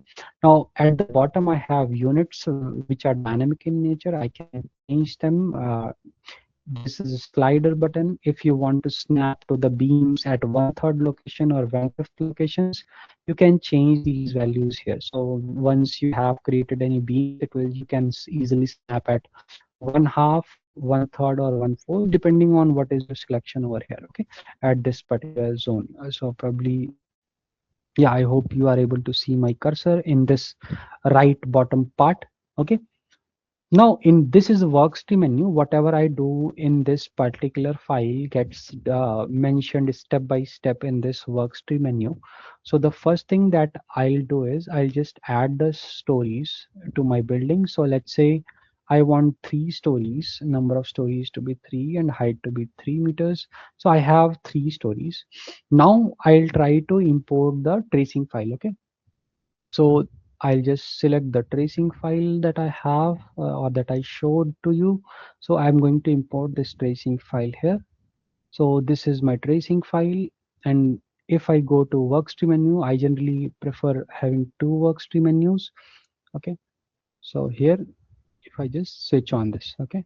So to be able to see this workstream menu, to be able to see this TXF tracing, you have to come to story data, and I opened up the story data from structure, story, and this is the story data. Okay, here it asks me whether I want to switch on the tracing drawing in this particular level. So I'll say yes, I want to select this. You can import multiple CAD files for different stories, and you can select any different files. Say if I imported multiple CAD files here, story 1, story 2, story 3, so I should be able to select story 1 in this zone, story 2 in this layer, story 3 in this layer. So that will help me to create the model in this particular structure. Okay, so my CAD is imported. Probably it's not visible, I'll just change the background color to be able to see it clearly. Okay, so that is how you can import the DXF layer directly into the model. Now, how do you start creating the geometry from this AutoCAD DXF file? Okay, so the software, first of all, we need to add the material property. So just say that let's say I'll add the concrete material. I'll use a concrete code, and let's say C35 37. If you want to use the properties of 30 C30 37 but still want to change something, so you can select ENO4 and then go to none, and then these properties will open up for updating. Okay, so in case you'd want to update the modulus of elasticity to adjust per your experimental values or per your national energies, you can directly switch this back to none, and then these properties will open up for update. Okay, so the material is added. Now either I can use the snap command and I can manually create the sections. Okay, I can manually create the sections here. And let's say if I want to have a column of 400 by 400, so I'll use a zero point 0.4 by zero point 0.4 and I'll name it. But because here in this particular case, I have imported a DXF file, that DXF file had different layers. Okay, I'll come back to my file and I'll show you what these layers are. So this is the file and this is the center layer, and then these are the walls which will show you the concrete wall layer, con wall layer, and then these are the masonry wall layers which we don't require, and these are the columns. So concrete column layer, right? So we have imported the columns walls in different layers, right? That is represented by center line, column, and wall layer. Now once this is done, I don't need to manually add the section sizes to the software. What I can directly do is I'll go to node elements and I want to create the elements. So I'll just say instead of create elements, which I generally do, now I'll say create element with tracing. Okay, once that is done, I'll say that start story, what is going to be the start story and what is going to be the end story. I have defined 3 different stories, and I'll just say that create beams, generate beams. Okay, so I have 2 things to create. I can create the columns here and I can create the walls. So I have imported 2 layers, columns and walls. So once this is done, I'll just apply it and my columns will automatically be created. Sizes will automatically be read from your DXF file directly. Okay, once this is done, now I want to create my wall elements. I want my wall elements to be acting as a plate element instead of membrane element. Now what is membrane element and what is plate element? So if in case you want your walls to only resist forces in plane of the wall, then you must use membrane elements. Else if you want this wall to resist both in plane as well as out of plane, you can assign the plate subtype. Okay, Now, there's other way as well. You can still model it as a plate and assign stiffness modifiers in out of plane to be negligible to get the membrane effect. So both ways you can do. Okay, in case if you model slab or membrane and you get some instability because now you have a masses lumped at those nodes, and this wall cannot take any out of plane forces, so you'll start seeing instabilities in your structure. Okay, so to do arrest that, you can model it as plate and assign the stiffness modifiers. Now, I'll just create the walls and I'll show you where we can change the stiffness modifiers. So let's say I added a material grade and I'll just say that to extend from first floor to second floor and I'll have this wall created, right? Now, if I wanted my walls to be extended from second to the roof floor and I'll go back to my stories. I must have my CAD tracing layer switched on those levels if I want my CAD tracing to detect those layers. Okay. Now, if I want my wall to extend up to the other layers, I just say that, okay. And so the wall is extended up to the upper layer. And if I want my general beam, so I'll just say the beam layers. Okay. So now I'll switch off all the other layers. So of course, this is going to require a bit of pre-processing at the engineer's end, right? If you directly want to utilize your DXF files for creation of your geometry. So you can see this is the first floor, second floor, roof floor. If you want to change the font size, you can change directly by the slider here. If you want to change the color, you can go back here and change the color, of course, of the font to be Process Red. Okay. So you can control those things. Now if you want to create the slabs in these zones, obviously you can select the nodes and create the slabs in this area. Okay, so probably that was it for how you can create the geometry. Since I have limited time, I would want to cover most of the things that I intend to. So using those features, you can create this particular geometry. Okay, now when it comes to slab, probably I'll just show you here once.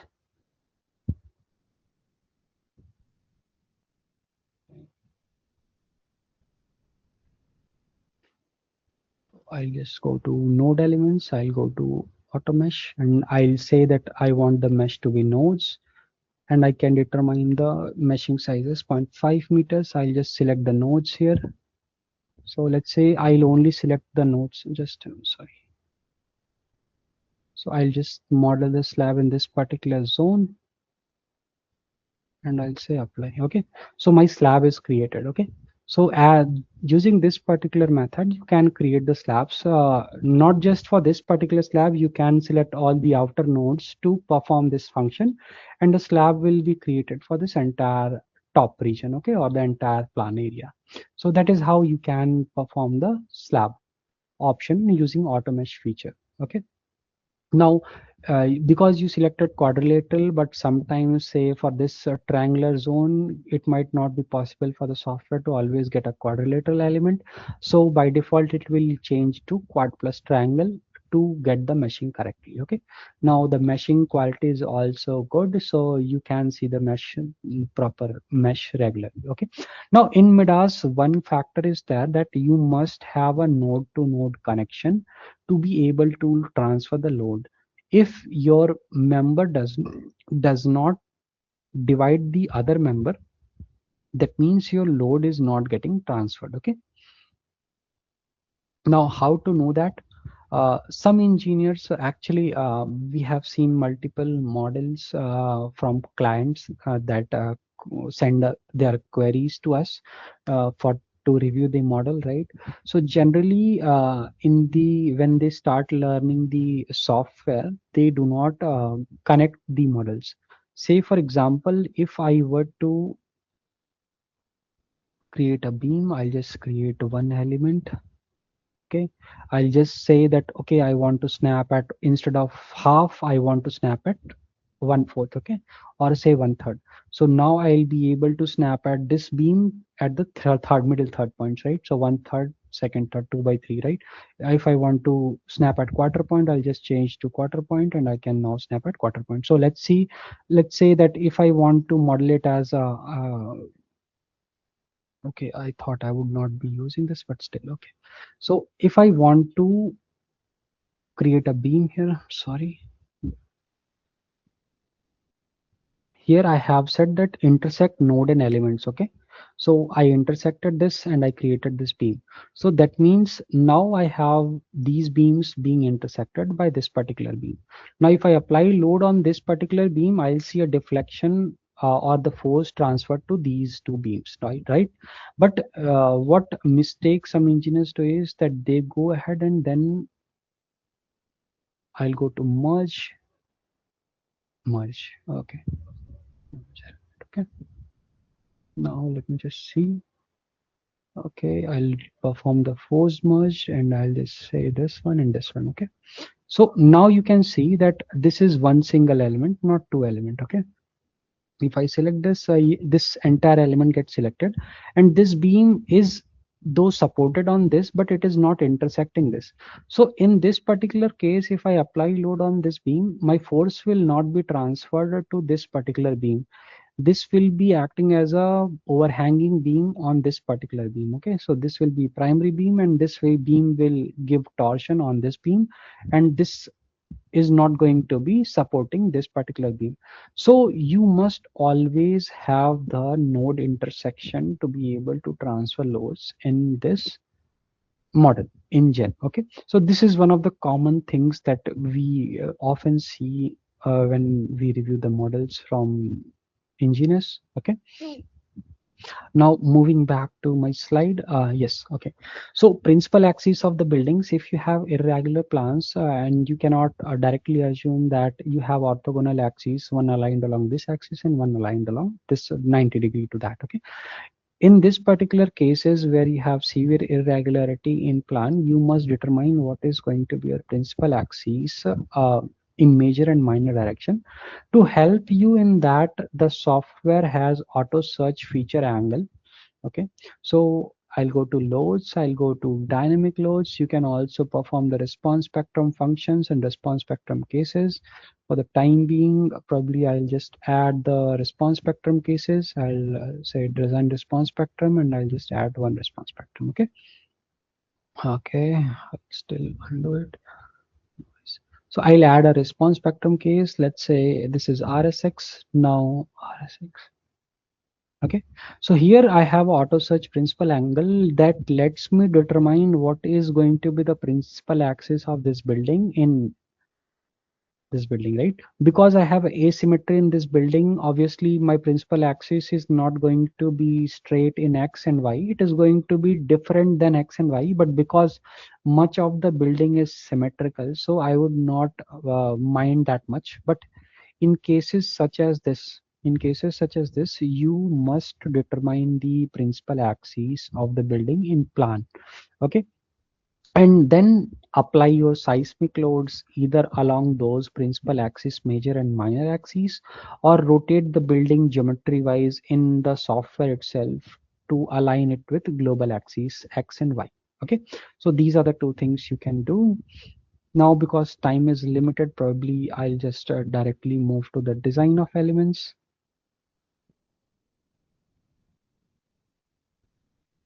Okay, let's say what else I had to cover. Okay, so one more important thing is construction stage analysis, right? Generally, for a small structures, we would think that construction stage analysis is not that important, right? But let me give you a simple example where we have two stories of structure. The only thing is that architect didn't wanted this column to come down due to some reason. Say this is a retail space and the column doesn't want to come down, right? Architect doesn't want the column to come down, so this particular beam becomes my transfer beam and this becomes my transfer column or floating column, right? Now, in such cases, if I make a single model and this does not account for construction stage analysis, then if I the full analysis of the full model without accounting for construction stage analysis, the deflection that I get is 0.488 mm for this particular beam, right? I do see the kinks here. Why? Because you have the option of in this particular model, if I show you, so here you can see the results, deformation contour, and let's say dead. Okay, so here when you see the deform option, here you have the option of nodal deformation or real deformation. If you switch on the real deformation, then it will follow the exact profile of the curvatures. Because here in this presentation you see the kink, doesn't mean that the software is actually showing kinks, but because I use the nodal deform results instead of real deformation results. Okay, so that is why you are seeing these kinks. Okay, now, what I meant to mention is at this beam level or the transfer beam level, the deflection that you are going to see is 0.488 mm, right? Now, when I account for the construction stage analysis, the deflection that I now see is 0.815, which is almost 67% higher deflection estimated when we perform the construction stage analysis. And this is a very simple structure. You don't have to move to a very high-rise building to get to the significance that you want construction stage analysis, right? So in the simple portal frame example itself, you can see the huge variation that you get when you do not account for the construction stage analysis of the buildings. Okay, now in terms, not just in terms of deflections, in terms of bending moment, you get a 7.422 kilonewtons of bending moment here, and in this particular example you are getting 11.8 kilotons, which means 60% higher bending moment in construction stage analysis. Note that the values that you are getting in construction stage analysis are the ones that you are going to see on site. Okay, so it's not that because it is seeing 12 and you are getting 7.4 here and 7.4 must be correct, or you would design for 7.42, right? The actual or the correct value would be somewhere around 11.8 kilotons per meter, which is more realistic, and you must always design for this higher bending moment forces, right? Now what would happen if you didn't account for this? Then you are going to underestimate the reinforcement in your beam, and obviously you are going to see higher deflection, your beam might fail, and then this particular column is going to have a axial force as well. When this beam starts deflecting, this makes this column take axial forces to have the redistribution, right? So if this beam slab tries to, or this beam tries to deflect down, this column takes the forces up to the upper slab, and from here it transfers back to the column levels, right? So that would lead to a higher axial forces in the column itself. So if you were using this other model without the construction stage analysis, you might also be discounting for the axial force in the column itself. So the beam is under design, the column is under design, the deflections are underestimated. So there are lots of underestimations that you have made even in a very simple model where you do not account for the construction stage analysis. Okay, so these are the things that I wanted to share with you. Apart from this, one, probably I'll skip some slides, but one of the important things when it comes to the detailing part is, right, this is one snip from iStructE guideline or detailing guides. Okay, so iStructE standard method of detailing structure concrete. So here, say for example, you designed a slab. So you took a 125 slab. Okay, you took a 125 slab with a cover of, for example, say 25 on top and bottom, and by design you got a 16 dia reinforcement. Why? Because you didn't want it to have very reduced spacing, right? So by design, if you fix the spacing, and you are getting a 16 dia bar. When you come to this table, as per EC2 clause 8.3, you must have a mandrel dia of 4 times. Mandrel dia is the clear spacing between the rebars, right?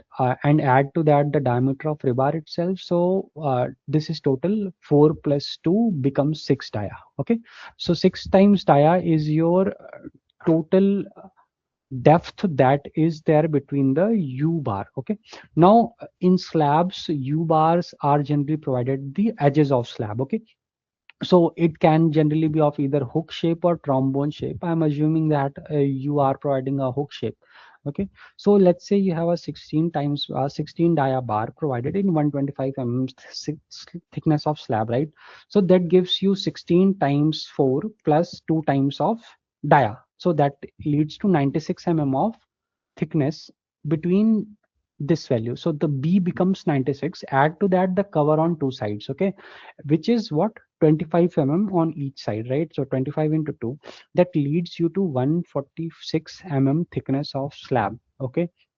So you might detail your drawings with 16 dia with a 125 slab, but as per code you are not satisfying the detailing criteria. This is one of the significant points that generally are not covered in our day-to-day design process. Okay.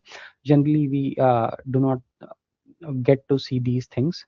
So I thought I would highlight this point as well. So the requirement of slab thickness for a 16 dia bar to be able to bend in a hook shape with 25 cover would be 146 and what we provided on site was say 125 which is wrong, right? So while we only decide the slab thickness, we must also account for what is going to be the dia of reinforcement provided. Now, suppose you have provided 125 thickness. So what then I would do is I would reduce the dia of slab, or sorry, dia of rebar. Okay. So instead of 16 I would reduce it to 12 and I'll reduce the spacing as well. So obviously once you reduce the dia, you must reduce the spacing to satisfy the same area reinforcement requirement, right? So you would reduce the dia, you would reduce the spacing to match the area requirement needed per meters, right? So square per meter you must match. Okay, so that means that you have to be careful about the reinforcement dia when you decide the slab thickness and vice versa. Okay, so yeah, I think these are the things. One more thing is probably, I think, let me see. Yeah, so this one. So in flat slabs where you have columns connected directly to slabs, okay, you must account for moment transfer at edge and corner columns. Generally, what we do is we design the column for the moments and shear that we get, axial force, moment, and shear based on the stiffness modifiers, right? We have assigned the stiffness modifiers in the structure, okay, in our analysis model. You got the moment in slabs and you got the moments in column, axial forces, bending moment, shear forces. Okay, now you have designed for that, that's okay. But one thing we missed out in flat slabs is that even though you have designed the column and it is passing, you have designed a slab and it is passing, the ability for this slab to transfer the moment to column is limited by the width, right? The contact that the slab has with the column. So the clause 9.4.2 states that when you have an edge column, the effective width that can transfer the moment to column is the width of the column plus y, and y is determined by the code, right? So this is the effective width that transfers the moment to this column. Okay, and similarly, in corner cases, you only have this width to transfer the moment in this column. So in such cases, the limiting moment of resistance that you must use is 0.17 BE D square FCK. This is the limiting moment that you must see and check whether your slab will be able to transfer this particular moment or not to this column. Else you must increase the reinforcement in this zone to increase the capacity of transfer to this moment to the column. Okay, so this is the 2 points that I think was worth mentioning. Of course, time dependent parameters are there when you account for concrete. There's a creep, there's a shrinkage, and there are syria guidelines to cater to that. uh, okay, the software also has time dependent properties that you can capture easily. Probably I'll share my screen and I have to show you the two things that I wanted to mention. You can update the stiffness modifiers. Okay, so here you have scale factors. You can assign the stiffness modifiers to the beams, columns, plate elements, and walls. Okay, so the stiffness modifiers can be updated if you are doing SLS or ULS check. So the stiffnesses differ for I'm sorry,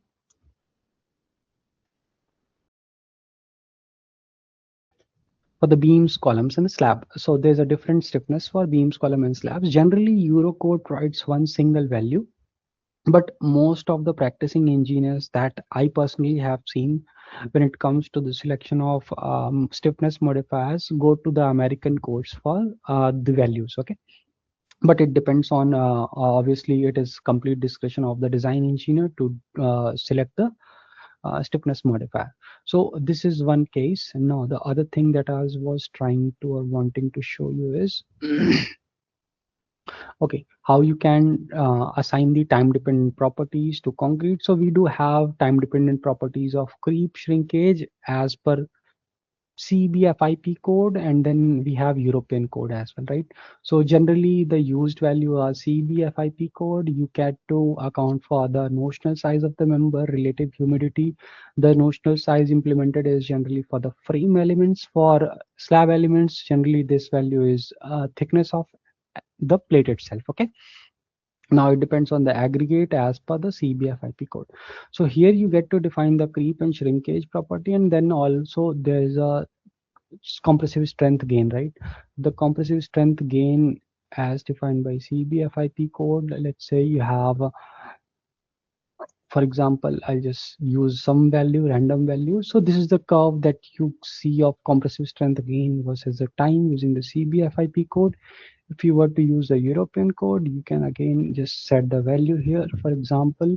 So this is the curves, right? So these do actually get used when you perform the analysis with the time dependent material properties, right? So yeah, I think I have covered much of it which I wanted to cover. Probably a few more slides, but yeah, this is one of the use cases we tried to model recently in GenNX. We have included the API feature, right? So the API integration opens up a lot of possibilities. So this is one such example where we use the Rhino grasshopper to model this building. So this is a Gherkin building, but this model does not exactly replicate the Gherkin building in London. We just wanted to model something that would showcase the capability of the software. We use a Rhino Grasshopper to perform the parametric design, right? So we can change the stories, we can change the curves, profiles of the structure, we can change the shape, we can change the angle, everything, and we can assign the loads as well itself in the material loading other factors directly in the Rhino Grasshopper, and then push that entire model in MIDAS Gen to carry out the further analysis and design. So not just this, the platform is can be accessed via Python or other interfaces as well. Okay, so that's to say that the capability of MIDAS Gen NX is enhanced quite a bit due to this integration capability. Okay, now in the recent version we have also added the drawing generation feature. So this is one of the videos that you see. So this helps you to easily generate the GA drawings as well as reinforcement drawings in case of RCC buildings. The current implementation, I would note that is for American codes currently, but we are in process of implementing the Eurocodes detailing process as well. So as you can see, the rebar drawing, the section cut, everything can be easily generated directly by the software itself. Okay, now apart from that, we have also added the post tension capability in the structure. Okay, so yeah, I think I have the time that I wanted to cover. So these are some of the key references that I have used for this particular presentation. And I'm open to any questions or discussions if anybody has, else we'll directly move on to the other panelists. Okay. Thank you very much, Mr. Sumant. We do have a set of questions that have been already sent. Shall I read out them to you? Probably I'll just see. Yeah. Hidden by Yeah, let solution. me send it in the chat box then because this is sent from the ICE engineers that we have Okay, over okay, here. okay. Yeah. Okay, okay. You do not consider the crack sections. Yes, the software offers the capability to perform the crack section analysis. So probably I could have shared the screen. So yeah, I think I am already sharing, right? So can you please confirm, ma'am, if my screen is still shared? Yeah, I think it's Yes, your shared, right? screen is So full. okay, so in design, if you go to the mesh lab design, there's the crack section analysis control using which you can perform the crack section design as well. Okay. And yes, for this particular design, I could not have covered just all the features that are there related to the building design, but you assume the crack sections via first in beam and column and wall elements using the crack section modifiers. Other than that, for slab design, you can also go with the crack section analyses as well, okay, to determine the exact tracking in the slabs. Load combinations have been generated automatically, but I think but what about pattern loading? Pattern loading has to be done manually as of now. Okay, okay, question thread. Do walls also have subdomain that allow them to be modeled as shells? Yes, in walls, if I can directly go to properties and if I go to wall, so here you can use shell. Shell doesn't discriminate between slab or wall. All you have to do is to define the subdomain as a shell element to be able to use the shell design feature. Okay. Uh, Thanks, Arthur, for the comment. Can you explain the seismic load and wind load application to building design in MIDAS Gen? Of course.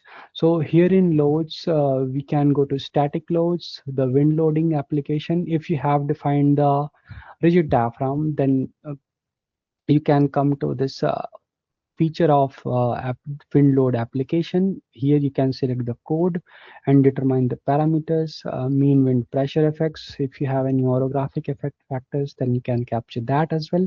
And depending on the load direction factor, based on the above factors, the software generates the story forces and story shears, overturning moments, other things. So the pressure is this, the loaded height is governed by the story height that you have provided, the loaded B is the diaphragm width, and wind force is determined by the software. If you want to see the detailed calculation, you can get the detailed calculation in this particular format for a manual verification. Okay. Similarly, we can also apply the seismic loads here. So seismic loads, and these loads do get applied at the stiffness center of masses in case of seismic loads, and center of plan in case of wind loads. Okay. Now this is a seismic load factor. Here you get to define the behavior factor, the ground types, the other factors. You have the different equations to estimate the fundamental time period, and then you can define the eccentricity. If you want to have any magnification or amplification of inherent eccentricity, you can do that. And similarly, you get the story force, shear overturning moments. And if you want to check the detailed calculation, you can check this calculation manually as well for verification purposes. Okay, so yeah, I think I have covered this. Okay, and can you explain the seismic load and wind load application? So Janaka, Saman, Kumara, sir, I think I have answered that as well. And then, yeah, I think I have covered, ma'am, the questions that I had, right? Do you think I skipped any of the questions that I can cover? Or if the audience is having any further questions, they can send that to the question box. Else we can move to the next panelist, please.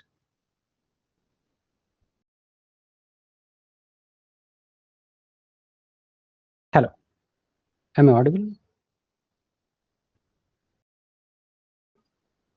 Yes, Do you're we? audible. There is this set of questions that have been sent. A Okay. few of them actually you did answer already, but Okay, do we need to do a wind analysis for a four-story building? Depends. Generally, for four-story building, it's not needed, but of course, you must show to plan checkers or the authorities that your wind does not govern. So, in a sense, you must calculate the total base shear. Obviously, I would assume that the upper stories are the higher modes or the higher modes are not going to be governed. So you can say that if you directly compare the base shear of the values that you get from wind load as well as the seismic load, and if you show that the base shear in seismic is higher, so you can omit the design for wind load. So in a sense, you can do that. Can Revit model import it to vice model MIDAS vice versa? Yes, you can import the Revit model directly into the MIDAS. Uh, Probably I had a video somewhere. I can share you that. Uh, I'll try to search for that as well. Meanwhile, I'll just take other questions. So just a minute, or probably I'll just share that video. Lavender Genetics. Yeah, I think this is the one. Just a minute. Yeah. So this is the one. The model. Okay. Yeah.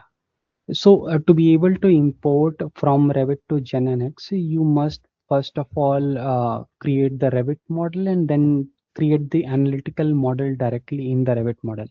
Once you have created the analytical model, you can install the tool from MIDAS for the Revit to Gen conversion. Here, using this external tools, you can create the MGT file. You might have to predefine some of the features that one-to-one mapping you'll have to establish for some of the items. Once that is done, you can create the MGT file. Once the MGT file is created, you can directly go to your MIDAS Gen and import the Revit file, right? So import the MGT file created by Revit. So you'll just see that import and import MGT file, and this MGT file was created by the Revit tool. So once that is done, I'll just show you. Yeah, this is how you can get the Revit model imported to GenNX. Yes, updating the model back from Gen to Revit is also possible, but that will have certain limitations. Not the entire geometry can be changed in Gen and then updated in MIDAS Gen. Okay.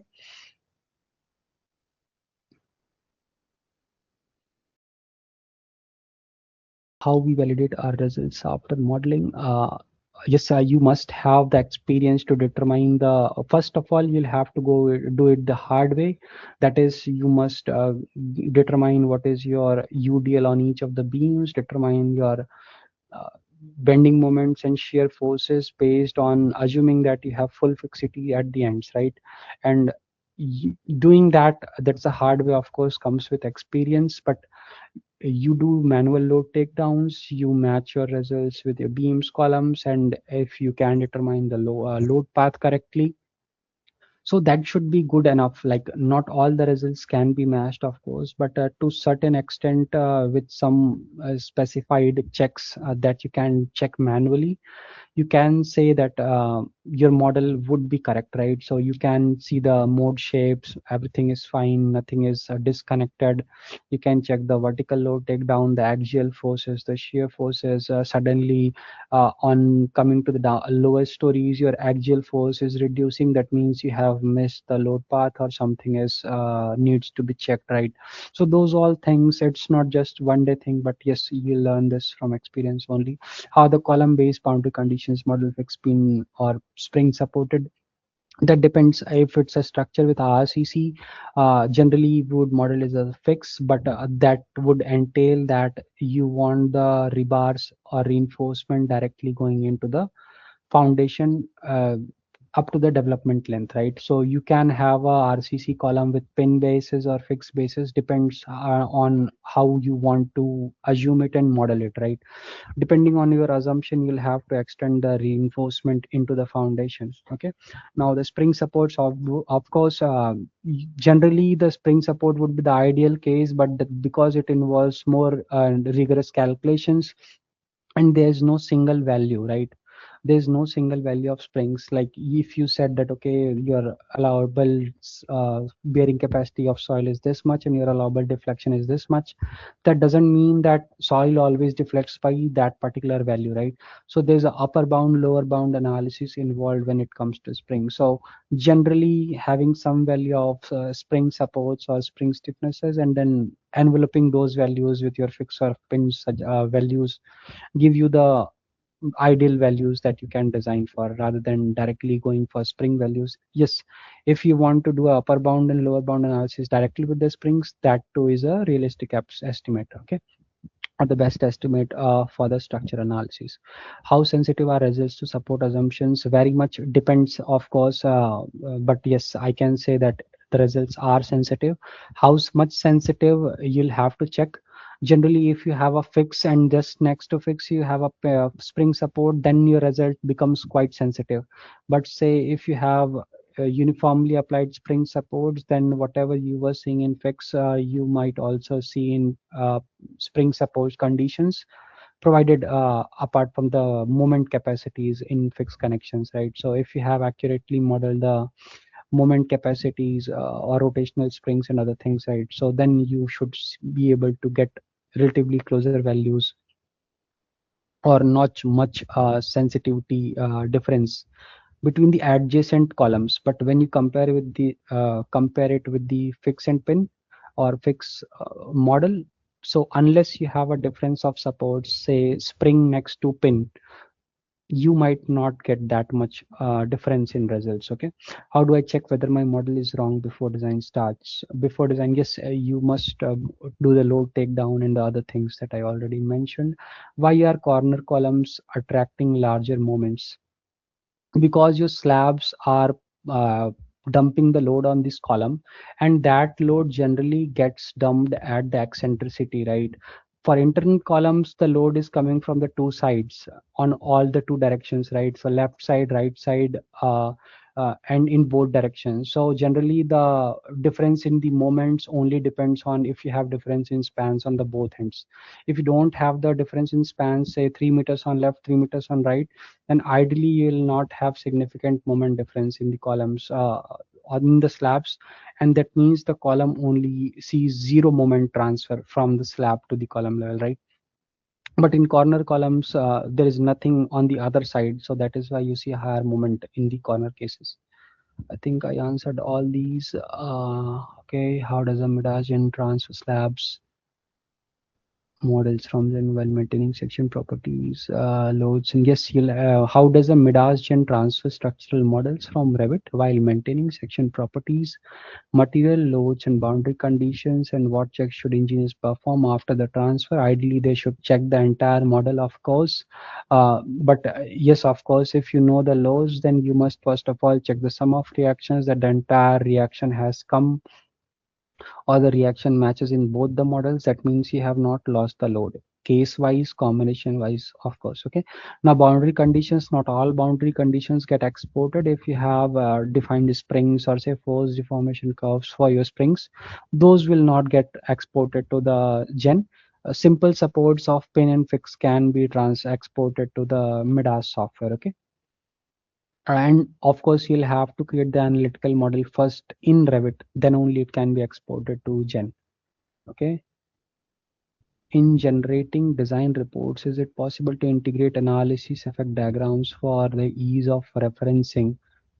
Yes, the dynamic report generator allows you to add the bending moment shapes, the graphical formats or pictures of your structure, be it a bending moment shapes, deflection shapes. And not just that, in case down the line you have to update your structure for any reason, the snips in dynamic report generator get automatically updated. Okay,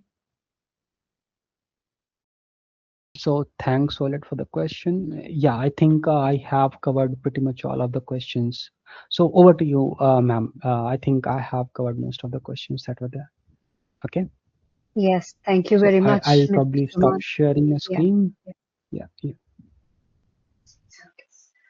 Thank you very much, Mr. Sumant Kushwaha, for that insightful and highly informative lecture, and thank you for answering all the questions that were sent in detail. We sincerely appreciate your time, expertise, and practical knowledge you have shared with us this evening. As a gesture of our sincere gratitude for an excellent and enlightening session, we would now like to present a token of appreciation to our keynote speaker, Mr. Sumant. Please accept our token of appreciation.